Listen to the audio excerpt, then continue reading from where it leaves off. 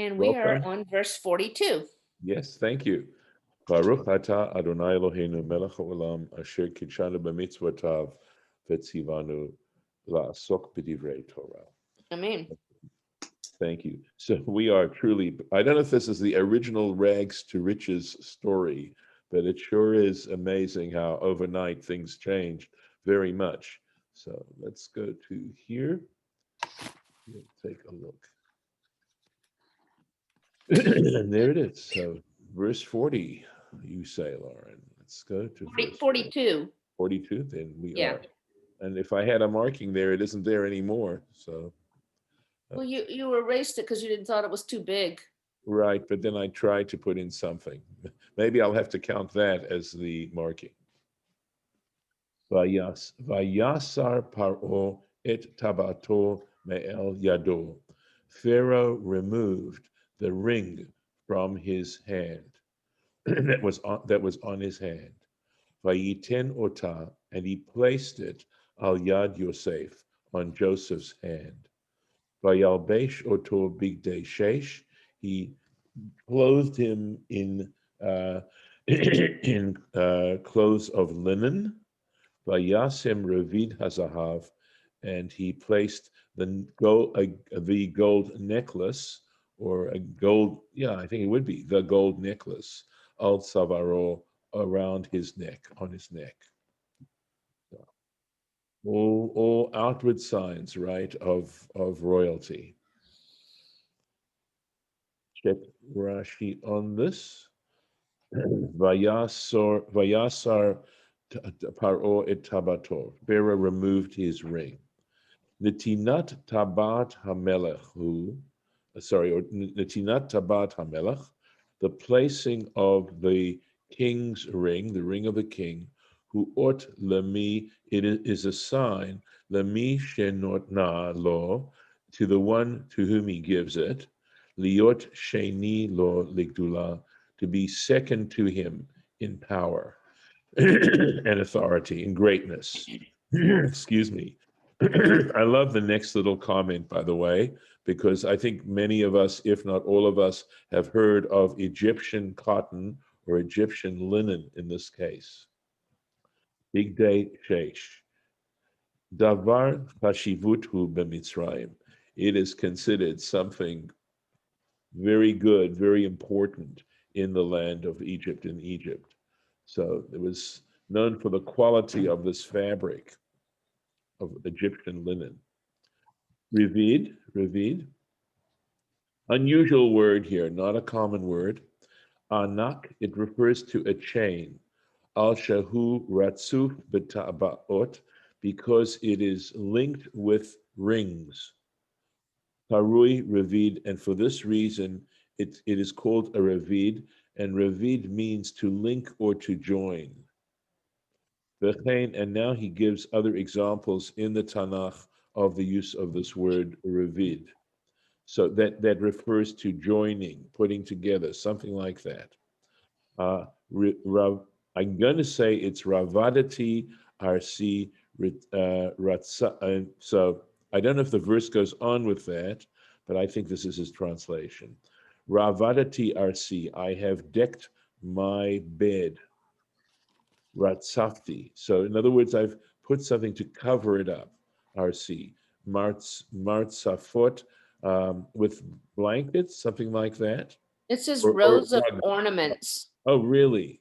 Okay. Yeah. Okay. All right. Thank you. I don't know why I didn't look that up. Belashon Mishnah, and in Mishnaic Hebrew, Mukaf Rovdin Shel Evan, surrounded by rows of stones, Al Haroved Sheba Azara, and referring to the floor of the courtyard of the temple, Vehi Ritzpa, and that's, in other words, it's the floor of the temple, of the courtyard of the temple, which was, I believe, made of marble. So, It says pavement here, but yeah. Okay. maybe it is Well, marble. yeah, well, could be, but the pavement does give you that sense of pieces being put together, pieces of stone Mhm. being Yep. linked together. It could be marble Yes, slabs, yeah. yeah. I just think of On, paving as something that involves like cement or concrete, but maybe it does involve no, just, right. To me, it's the connotation would be the slabs that you put mhm, together. okay. But it could have a more generalized meaning the way you mentioned, Lauren. Vayarkev oto b'mirkevet hamishne, and he had him ride in the second chariot, asher lo, which he had, which Pharaoh, in other words, owned. For guys, the transportation is very important, right? The car, very important. It's amazing how that kind of stuff is, here we have it as a status symbol, right? Cars as a status symbol. We know this. It's amazing how deeply that goes. Um, make sure I finish the sentence. Oh, there we go. Vayikre'u lefanav, and they called before him Avrech. So this word Avrech, first of all, doesn't feel like a Hebrew word, but Rashi's going to really have some fun with this word. I think they're going to come up with maybe as many as 3 translations of this word that could all apply. Venaton oto al kol eretz Mitzrayim, and he was placed over the entire land of Egypt. He So the had authority. translation Chabad uses patron, which I like because Av and Patra are the same root. Yes. Okay. And Well, the Aramaic has Den Abba Lamalka. right. This is the father of the king. Right. You're anticipating my work, Oh, stealing good. my thunder. That is Sharing the word. one of the Yeah, one of the translations of that Rashi is going to give us. And Right. in fact, and here it says the patron of the king, and that's different than the father. So that's interesting. But it does come from that same word. That's why, Lauren. Hmm. Right? Pater. So. Hmm. But this to me was a memorable little piece here. Well, there's another Rashi before we get to that one. Okay. Yes. Let's see. Right. Chariot. That's referring to the second chariot. Hmm. Oh well. Then he goes into Avrech right there. So yeah. B'merkevet hamishner. He's explaining the Hebrew here, right? And he just puts it in relatively simple even Hebrew. So he says the Mishneh means Hashniya b'merkavto. He says second to his chariot, Hamahalechet etzel shehalo, or I'll say merkavto hamahalechet. That is his moving chariot, his driving chariot, which was by him. Then we get to Avrech. So he says, first of all, Katargumo, as the Targum explains it, Dain Abba Lamalka. This is Avrech this is the father of the king. Or the patron. Yeah, well, okay. So, but that's the Av, right? The Av. And Rech, right? So he Mhm. said, Rech, Belashon Arami, Rech in Aramaic. And this could be a misprint because it would make more sense to me if it said Belashon Romi, in Roman, in Latin, Melech, meaning Rex. Hmm. Right? We Yeah. pronounce it Rex, but I wouldn't be surprised at all if it wasn't that X was actually pronounced as a Ch.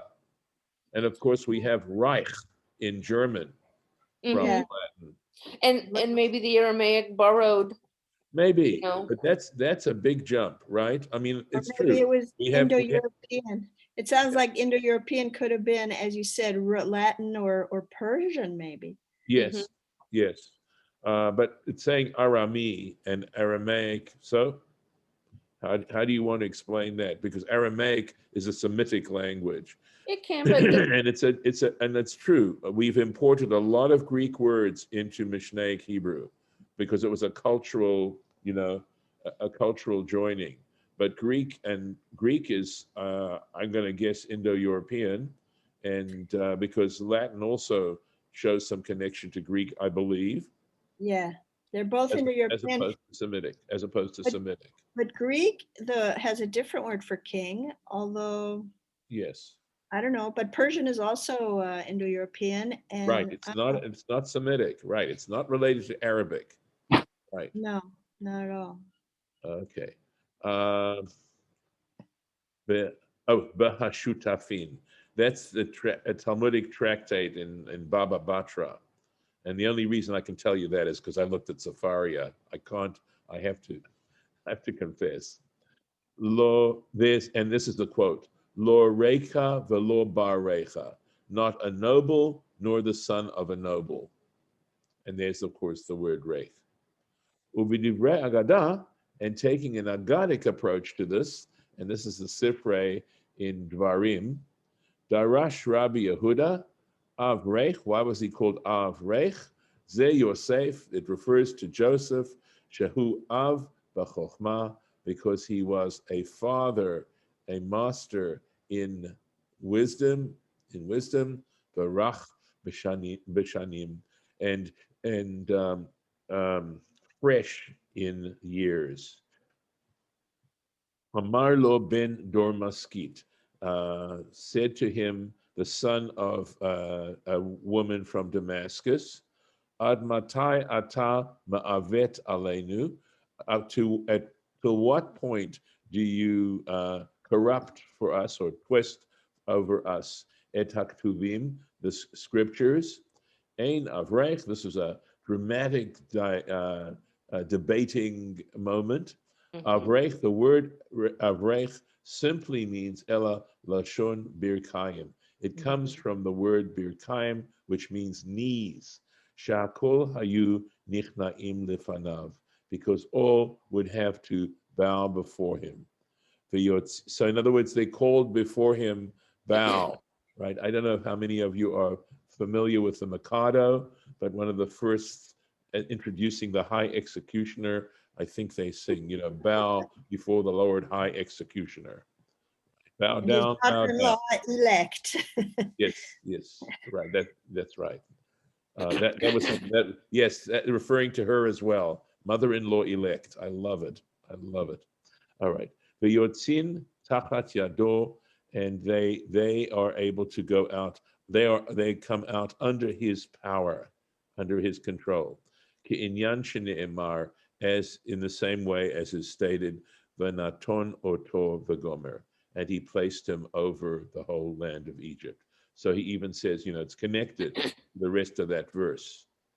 So they called before him Avrech, they called before him, bow down, bow down.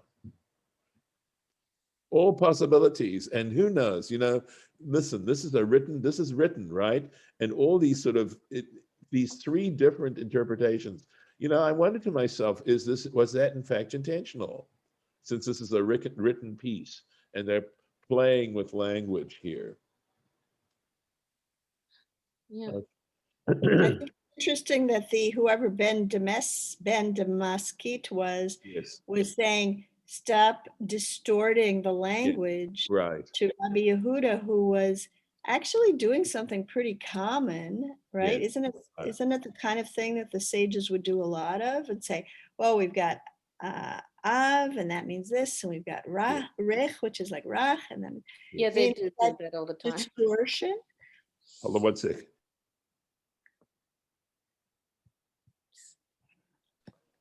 Yes, it is a good point. And this is stuff that would require a little further research on my part. And if I were to research it a little bit more, I might go to Siftei Chachamim. We could check and see if there's a parallel in Torah T'mima. But it's interesting, that that instead of just like Devar Acher, they just have to criticize the one that came a different interpretation. I know. But they could get quite dramatic there are definitely times. The point is well made. This is not an unusual. Why should we consider this so unusual? It's actually I feel like that a lot, actually. Delightful thing, but this sort of dramatic response. Why? I feel like that a lot when they completely change a word and say this interpretation is based on not the word that's in here, but this other word that's kind of like it. And I was like, come on. I understand that.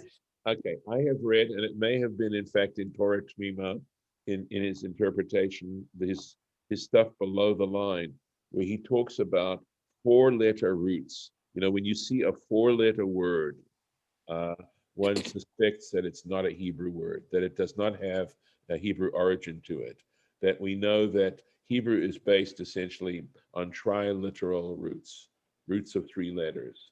So, breaking the word into two from Av and Rach is, sounds kind of charming to me. Mm-hmm.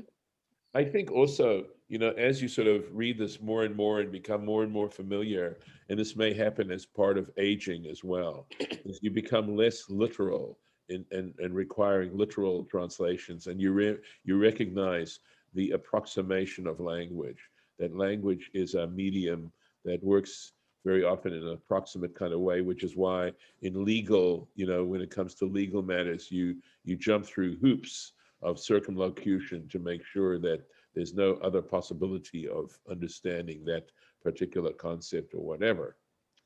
But it's interpretation when they just change the word. Yeah, no, and they admit it. But who's trying to limit? When it's literature, we don't want to necessarily limit its implications. Well, And I could see complaining and saying, listen, first tell me what the word actually means, where it comes from, what it means in the text, and what the Egyptian people hearing were understanding. And yeah. then you can tell me your drush, Okay, well put. Could well be. That's why. Yeah, that could be the implication. I it certainly, I agree that it's worth further investigation. That conversation is worth further investigation. Let me see where we are. Right. Here we go. So verse 44. Vayomer Pharoah el Yosef, Pharaoh said to Joseph, Ani Pharaoh, I am Pharaoh. So, you can't just take it in its literal sense. Obviously, he's Pharaoh, so he's trying to say something else, and Rashi will work on that. Uvil adecha, and without you, lo yarim ish et yado, no man shall lift his hand, ve'et raglo, or his foot, b'chol eretz Mitzrayim, in all the land of Egypt. So again, this, as Rashi might have put it, this verse screams, interpret me, explain what I'm saying. You can't take this literally. This verse doesn't make any sense if you're to take it, in a literal sense. And obviously, yad is representative of something else, and raglo. Generally speaking, if I were to just simply interpret it without having looked at the Rashi, what it means is, decisions that people are going to make, major decisions that people are going to make, they have to refer to you. You're going to oversee the general decision making. That's yador, because as I've said so many times, the word yad, the word hand, connotes power, control. And raglo, generally, because you walk with your feet, you go with your feet, means I would interpret it as saying nobody can move. If somebody wants to go from point A to point B, we're not talking about just traveling, but if somebody wants to relocate, they're going to have to refer to you. That's the degree of control you're going to have over the land of Egypt. So that's how I would, interpret it if I were breaking it up. You can look at Yadovet Raglo and say, well, it's one concept, but regardless, it's telling, final takeaway, regardless of how we want to, get down into it and dig away at it, is you have tremendous control. You're the czar. You know what? I'm having a flash forward to the darkness, the plague of darkness. Yes. When they say that nobody could move, it was so dark for the Egyptians, they couldn't, Right. the darkness was so heavy on them, they couldn't Right. even move. Nice. Right. Ani Paro, I am Pharaoh. And the point of this is, Sheyesh Yacholet Beyadi. I have the power, I have the ability, Ligzor Gzeira, to decree, to make decrees al malchuti over my kingdom. Va'ani gozer, and I decree shelo yarim ish et yado, that no man, this is a decree coming from Pharaoh, no man shall lift his hand. Uviladecha shelo birshutcha, that is to say, without your permission. They require your permission to do these things. Davar acher, another interpretation. Ani paro, I am Pharaoh.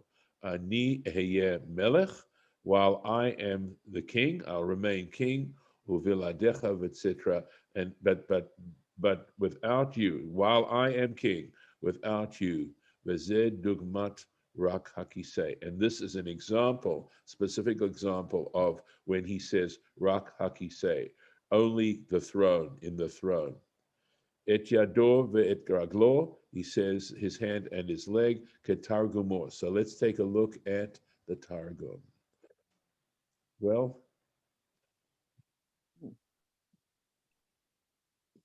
so the Mechad Zain. So I don't know, does it tell you what the Targum? Well, you didn't, oh, mine has more on the other, oh, it just has an example in Here we parentheses. go. Oh, look at this. Okay. So the Yat Ragle I can translate. His leg, Okay. le mirkav al susya, to ride his horse. Mm-hmm. No man shall raise his hand to bear arms or his That's it. foot to That's ride it. a horse. That's this. That's it. Lovely. Yeah. So Zain here means arms, right? That's the Aramaic for arms. Okay. So this would Weapons. be to bear arms. I'm going to put it in.